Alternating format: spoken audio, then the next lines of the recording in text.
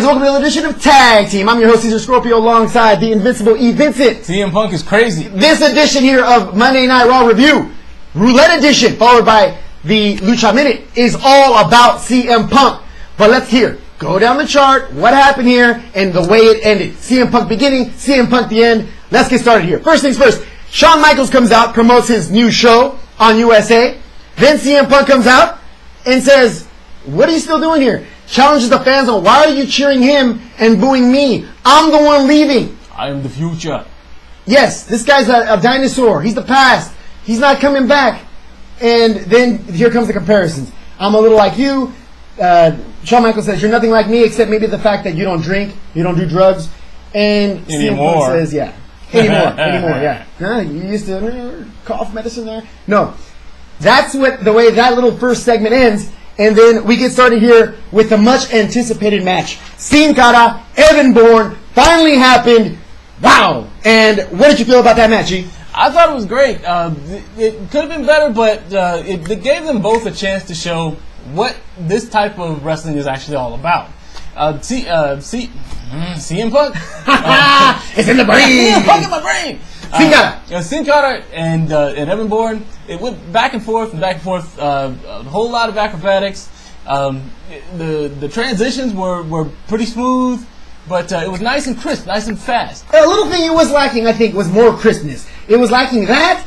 The speed was there. That's the reason why they had this matchup. That's why all the fans were anticipating this matchup. It was there, but lacking a little bit of crispness. Now, was it the fact that they didn't practice? I don't see how. They've been waiting for this match for 2 weeks, but whatever. It was a little on the sloppy side. How much of that was Sin Cara? How much of that was Evan Bourne? Who knows? The problem, I think, with this whole signing of Sin Cara is this. WWE, we know, falls through a certain set of rules. No chair shots, no hits to the head, exactly. No certain high-risk maneuvers that are not necessary. Well, when you're 5'7", $150, every move is necessary. Yeah, especially in a ring like that, you have to sell. You have to sell it out. If you don't have the size, you got to do something spectacular to keep people involved. If Sin Cara obviously is a first world-class international superstar, if he doesn't work out in the WWE is the only one to blame. Why is there not a cruiserweight division in the WWE? That's a good question, because they've got the tools. They've got a bunch of guys who have the skills to do these types of moves. It's mid-card fire. That's something that you would need on almost every show. TNA has a pay-per-view coming up, strictly X division. WWE has better wrestlers in their lightweight division, got the tools, and don't have a division for it. WWE. Hopefully you have this in the works, but this is definitely something WWE needs, because they're wasting talent right now in the WWE.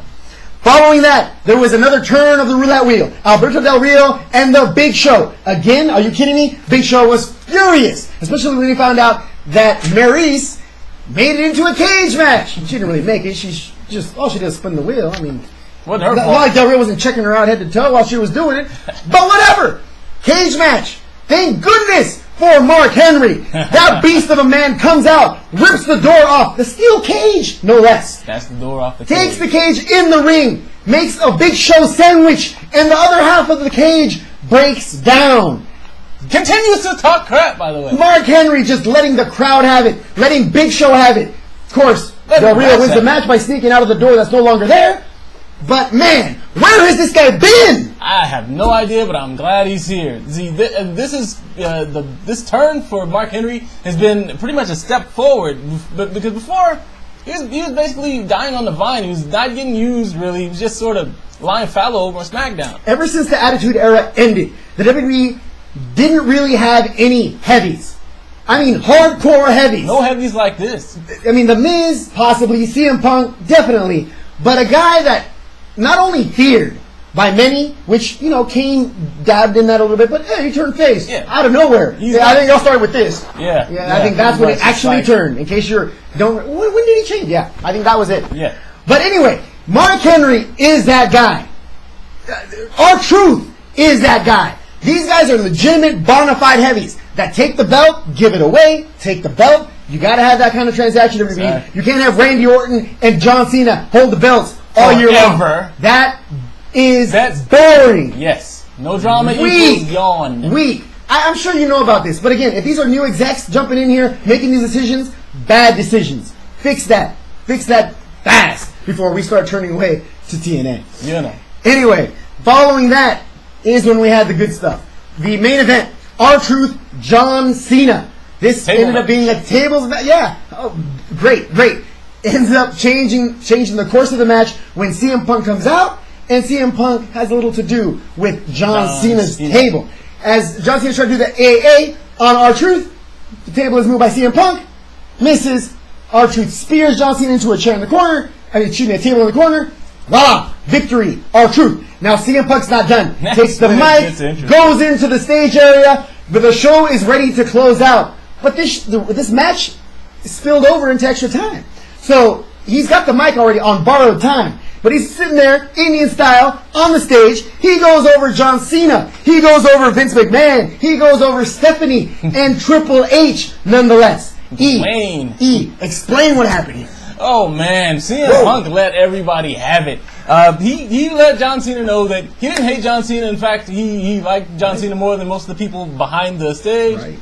But he disliked the fact that they had John Cena appearing to be the best. He said that in fact, CM Punk was the best. He was the best in the ring, on the mic, and even behind the commentary table, which it's hard to debate that. He then went on to point out that John Cena was best at kissing ass, as was Dwayne, Hulk Hogan. Dwayne was the best. He said Hulk Hogan and John Cena were good. Dwayne is the best. Oops, I broke the fourth wall. Sorry about that. Woo! And then he went on to point out that Vince McMahon would be a billionaire, but right now he's a millionaire because he's listening to, as he put it, glad-handing, nonsensical douchebag yes men. They blanked out when he said douchebag. I don't know why. He's already calling out names. He went on to point out that he was at the mercy of John Laurinaitis, and if Vince McMahon died, that wouldn't be fixed. It wouldn't be fixed because it would still be Triple H and Stephanie and the son here still have some power there, and he blames them for, of course, all this. This all stops when his mic is cut as he's ready to give some information as to Vince McMahon and the anti-bullying campaign. The campaign up there on top. Boom! Cut off. Speaking into the camera, saying, I'm the best. I'm the best. This we've said on the show before. CM Punk is second to none. Yes. This guy brings it in on the mic. He mentioned this. Yeah. And we've said it here on the show. Brings the mic. Brings the skills in the ring. He's got the moves. I mean, the guy has a legitimate gripe with what he's saying here.